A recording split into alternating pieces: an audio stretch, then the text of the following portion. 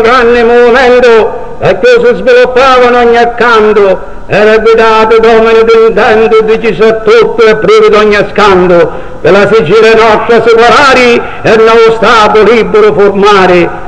C'era bisogno da lottare, se indipendenza si voleva dire, nasce l'ugna fuori s'ammazzare, con l'arma a mano soffre e patire, e a tale scopo quindi si formava l'esercito che Evi si chiamava. Giuliano si entusiasmava, l'idea ci parse buona all'accugio, se la Sicilia è libera pensavo, tanto di certo il destino mio, che ci sarà un amnistia sicuro e il passato si cancella puro.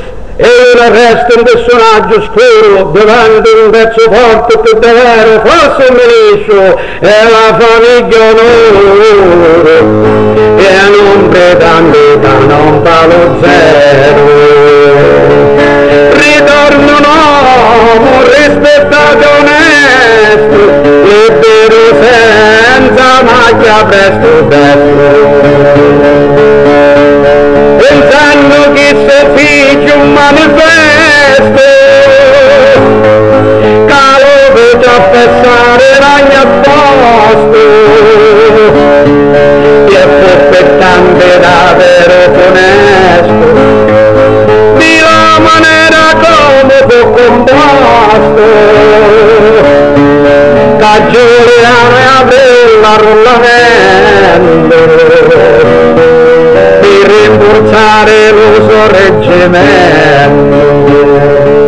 E soddisfatto fu contento, e tanti ci desero conto, risposero all'invito a cento per fare regno la Sicilia appunto, con entusiasmo, con coraggio e fidi, perché il bene futuro ognuno fidi, e Giuliano da così si vidi, capo supremo di gente e godi, certo della vittoria e sorridi, sentendo che ci fanno tante lodi, di colonnello veste la divisa e si dispone più da nuova impresa, la lotta cominciava pure e decisa, e sotto la bandiera giallo e rosa un brutto destino sopra tante pesa, la morte del così ci posa, ma la lotta è pure lo sogno fatto di pure Giuliano.